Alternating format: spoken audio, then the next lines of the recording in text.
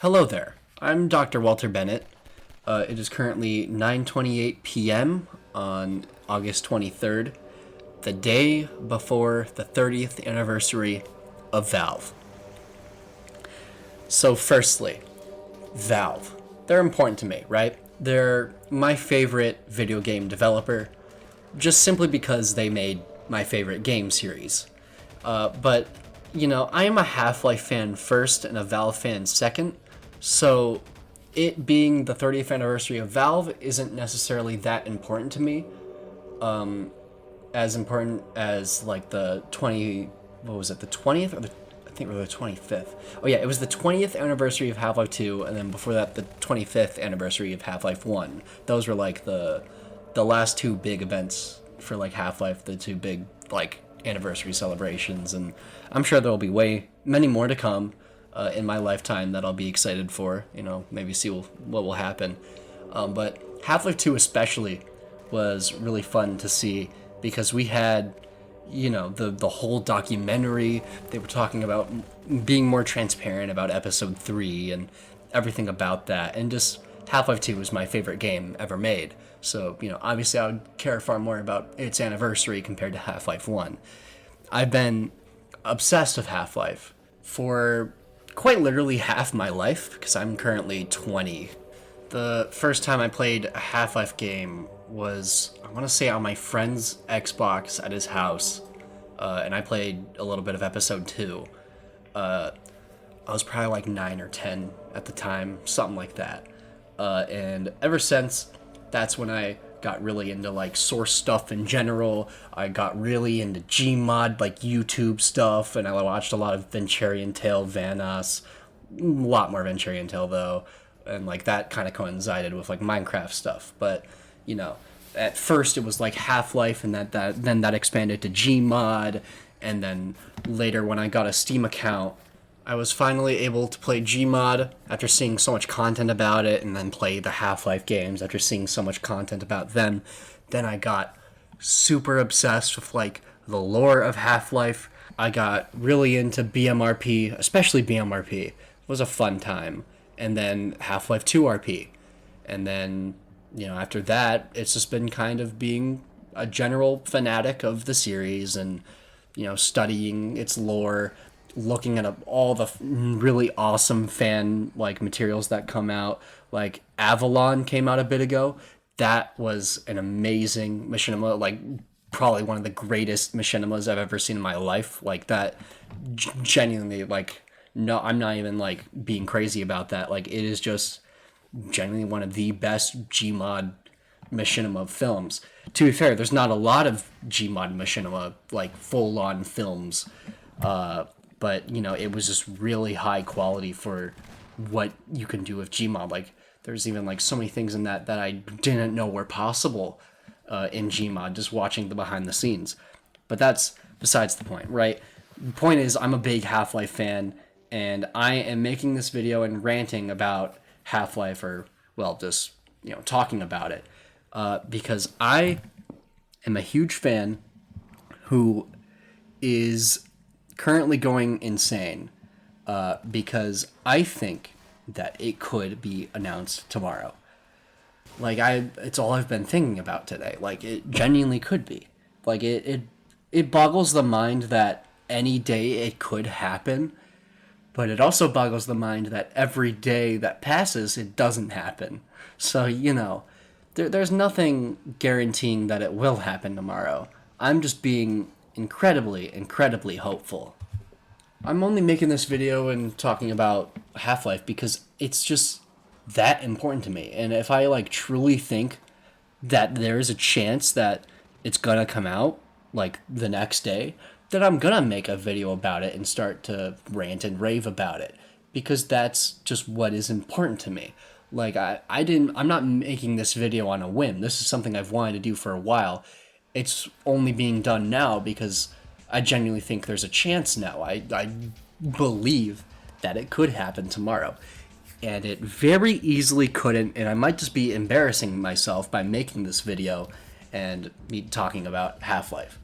But, whatever, right? What other Half-Life stuff is there to talk about? I started Briefcase Entertainment. That's not really something you'll know. If you're watching this and you're not really familiar with anything I do, you're not going to know what that is. But if you, on the off chance that you do, or maybe you're connected to it, like maybe you're like my friend or something and you help me with it, first off, awesome sauce. I love that you know it or that you've helped with it. But also, it's just really cool to know that there are people out there that have seen what I've done and seen my passion for Half-Life. Even though, yeah, a lot of what I've done is like really old, like really garbage machinima, it came from a place of passion. And I've been grappling with my view on my creative self. I've hated a lot of my works and like everything I've ever done, but now in hindsight, with a lot of hindsight, I'm starting to recognize like, oh, I was just very passionate and I was just doing stuff that I love to do. And that's important. And to ignore the importance of that for so long is really self destructive and really not a good thing to do. So, I've been working on that. I don't want to do that.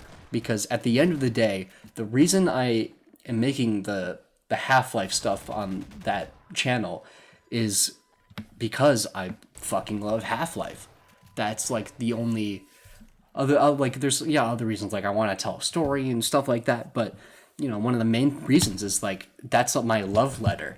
Even though it's not the greatest love letter, it's still a love letter regardless of passion behind it, and I am excited to continue it and regain the motivation and get all my lost time back so I can, finally finish the next episode of it.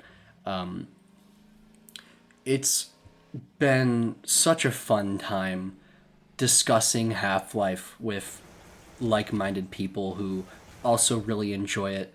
Like, Half-Life is the reason I got all my online friends. Not just to talk about Half-Life with them, but to talk about other things. It would have never happened without Half-Life. Like, I'm thinking about it. Like, all my, at least, like, main online friends that I know, I met them because of Half-Life in some way. Like most of them I met through Gmod RP. That could have been Star Wars RP. One of them was in the Crowbar Collective Discord, the developer for Black Mesa. Some of them were in BMRP. A lot of them were in Half-Life 2 RP, and this on the specific Half-Life 2 RP server. All of that happened, and I have all these friends now, and I am able to have these friends and like talk about Halo lore and all this other bullshit because of Half-Life. Because Half-Life created the means for Gmod. It created Gmod, and Gmod was how I found my friends. And those friends just also so happen to be big Half-Life fans. I've never really sat down and like just really thought about it. I've only just recently started to think about it because we're on the cusp of Half-Life 3, of the fabled Half-Life 3. Like, it's been 6 years in development, and it could very well be announced tomorrow, or it could be announced any day after that. I don't really care if it gets announced tomorrow. I want to fucking talk about it, so that's what I'm going to do. I've never thought about it until recently that Half-Life is one of the most important parts of my life. And I know that sounds insane. Like, how can a video game about a guy with a crowbar fighting aliens, how could that be such an important part of my life? I think I just found it at the right time. I think it formed a lot of like the basis of like what my standards are for storytelling and my standards for games and my standards for a whole lot of other things. There are definitely people who have been far more affected in terms of their standards, like they can never play another video game again, especially video games of cutscenes, because then they'll be like, oh, why can't this be like Half-Life, where you're just like standing there and people are talking to you? Like, I want to be moving around. I hate cutscenes. I can't have cutscenes, but I don't have standards like that. But, it's still affected a lot of how I view all other media, because no matter what, I'm always going to be thinking about Half-Life. Like, I know, like, so much about it. Now, not everything about it, but like if you show me like a Gmod prop, if you show me like a prop from Half-Life 2, like 9 times out of 10 I'm going to recognize it as that prop from Half-Life 2. When I'm watching like a movie or a show or like literally anything or like an anime or like when they're using a sound effect from Half-Life 2, which was, taken from stock sound libraries that Valve were using or Kelly Bailey was using, then I'm going to recognize it. Like just like Backrooms, the Backrooms movie. The King Parsons was talking about it in the director's commentary, how he was like looking through, they were sifting through samples and stuff like creature samples for Captain Clark, and they heard like the poison zombie sound, and like that's just holy shit, autism lit up right there because that's I don't want to say literally me, but like that's just so relatable. Like that's just what happens on a daily basis when you just consume so much media. Like you're just gonna notice things that Half-Life used. At least that's just how it is in my perspective. Like freaking Backrooms, like it used a door sound effect from Half-Life, and then one of the funniest. I don't know why it's so funny to me, but like so much of like the first season of Breaking Bad, they use so many Half-Life sound effects. It's so fucking funny. Obviously, they're not originally from Half-Life, but they're stock sounds that were used in Half-Life, and that's where I first heard them from. So obviously, I'm going to recognize them. One of the weirdest things about being a Half-Life fan is what I've noticed is all of the friends that I have that at least know about Half-Life, or they could also be big fans, whatever, but at least know about it, they are online friends. All of them. All of them are online friends. I do not have a single friend in real life who like loves Half-Life or has as much knowledge about it as I do. And I wouldn't say that's isolating. I just find it more interesting because why isn't this huge fucking game that's like, revolutionized the industry like twice? Why is it not as popular as like Grand Theft Auto or like Call of Duty or like 2K? Like, I've always was wondered about that. Like, why is it? I think it's because it does kind of fulfill a certain niche. It's a much bigger niche compared to a lot of other niches, but it's still a niche at the end of the day. It's a niche of like solely single player narrative first person shooter. There's so many first person shooters out there that have narratives in them. And I guess Half-Life does have a multiplayer, but it's different because the main drive of Half-Life is the single player narrative. It's not the multiplayer, it's the single player. If you want the multiplayer stuff out of Valve, you have Counter-Strike and stuff, Half-Life was mostly a single player experience, and you have, all these weapons. Like, it's not just two weapons like what Halo started. No, it's like you still have like a whole inventory to choose from, and grenades are a separate like weapon slot, which is something you don't really see a lot of. Like now you can just like press G and you throw a grenade. No, grenades are their own weapon slot. I don't know. It's just something that's like, what is the term for that? I even wonder. Is it, I don't know. Is it just like, it's a first person shooter that sort of has classic aspects to it in a way? I don't know if that's, I'm not sure. If you are currently watching this and you know the terms for it, please say so in the comments because I have no clue what specific niche Half-Life is filling, but it is a unique first-person shooter experience. It's not Call of Duty, definitely not, and it's not Halo.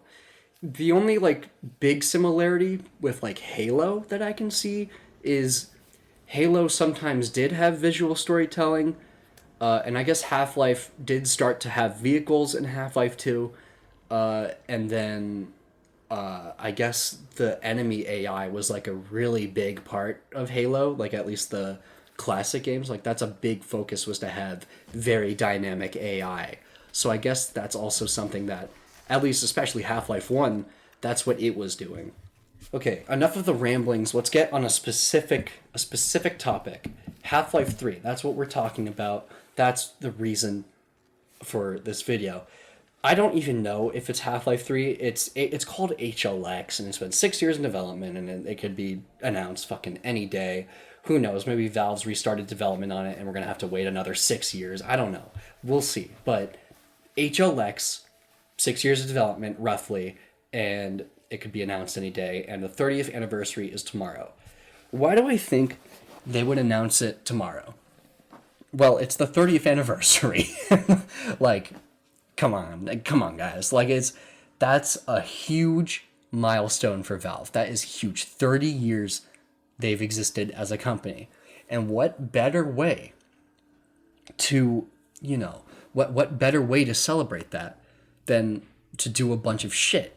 And I think one of the things they could do, a part of that bunch of shit, other than like maybe announcing Deadlock or like, I don't know, making a Team Fortress 2 update, which would never happen.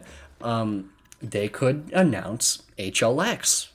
They could announce that as their next title in the Half-Life series. Like, they could just announce it in a tweet.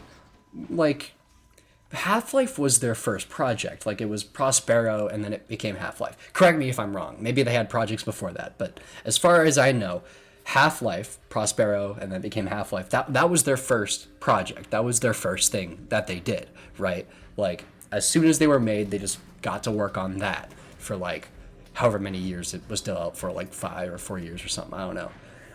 But that's when they started on it, and then they came out with it. That was their first title, or at least their first big title. Again, correct me if I'm wrong. But that was their first thing.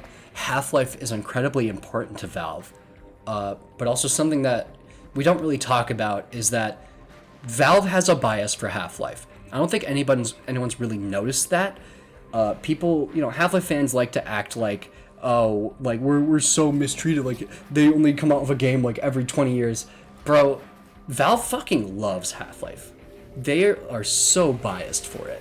Like, right now, I am sure when they've been working on HLX, most of their like staff working on video games specifically has probably been working on HLX because it is that important to them. It's a retirement project, right? It's got to be that fucking important to all these people who have been working at Valve and have been Valve veterans, right? But also, the reason I say this, we just got a big release, like a Half-Life release. Yeah, I know it was like 5 years ago, but Half-Life Alyx was fucking huge. That was their flagship title. That was a flagship game. Full single-player experience. The only caveat was like, okay, it was VR. I was not able to play it. Most people were not able to play it, and they had to watch walkthroughs. But still. But like, be real. When was the last time Portal got a mainline game? When was the last time Left 4 Dead got a mainline game? When was the last time Team Fortress got a mainline game? It's been forever. The most recent legacy sequel or mainline game for a legacy series that we've gotten was a Half-Life game. And currently, the biggest game in production that they have right now, other than like Deadlock, I guess, is HLX. So, like, what else would they announce on their 30th anniversary? Half-Life made the company. Half-Life is the reason the company exists. If they didn't revolutionize the industry with Half-Life 1 and then revolutionize the industry again with Half-Life 2, they wouldn't be as successful as they are now. Like, Half-Life is the reason they exist. They use Half-Life as the test bed for everything. That is their huge, like, game test bed in terms of innovation, like all the physics stuff and, how they do puzzles, other than Portal, I guess. But, that's a big, like, innovative thing. Like, Half-Life was always a means to innovate. And what does Valve Software do? They innovate in their games. That's what they do. So Half-Life was always their vessel for that. So Half-Life is special to them. So I think it is a perfect time for them to announce Half-Life 3 or HLX, Half-Life Zen. I don't care anymore. Half-Life game, whatever. They could announce it on their 30th anniversary. I fully, 99% believe that. I apologize for all my incoherent ramblings. I sound like a madman right now. but it's just been on my mind for so long that we could get Half-Life 3 any day. It could get announced any day, and we could actually see footage of it, and we could see that Valve talk about it and say the words Half-Life 3. They could literally drop a tweet where they say, "We are announcing our next title, Half-Life 3." Like, wouldn't that be fucking insane? Would that not be fucking insane? I made this video just to ramble a lot, because just in case it does get announced tomorrow, I wanted to get the jump on it. I needed to do something before the inevitable happens. Now, obviously, it could definitely very well not happen, and this video's a fucking embarrassment and is a fucking stain on this channel. But I don't give a fuck. This is going to stay public forever. Whatever. You get my unfiltered thoughts before I thought a big event was going to happen. And you know what? That's completely fine. I'm going to keep this public. It's embarrassing as fuck. I don't care. Half-Life is super important to me. If Half-Life 3 is being announced tomorrow, then this video meant something. This gut feeling that I had and my reasoning for making this video, all of it would have been justified, and I would have been able to tell my friends, "Hey, I called it. I fucking called it that it was tomorrow. Like, I fucking called it." That's probably not going to happen, but I have hope that it will, and it very well can, because literally the game could be announced any fucking day right now. And Valve's 30th anniversary is a pretty damn good day to do it. I could still be very wrong, and this could be embarrassing looking back on. I don't give a fuck. I don't give a fuck, because right now, at this very fucking second, I believe it could happen. And nothing currently is changing that right now. Hope. There is always hope. There will always be hope. If you are one of the most negative fucking people in the world, even you can admit that sometimes you are happy and you have certain amounts of hopes or aspirations for the future. This video is my way of expressing that hope, and it could very well be a false hope, but who gives a fuck? Because my feelings were real.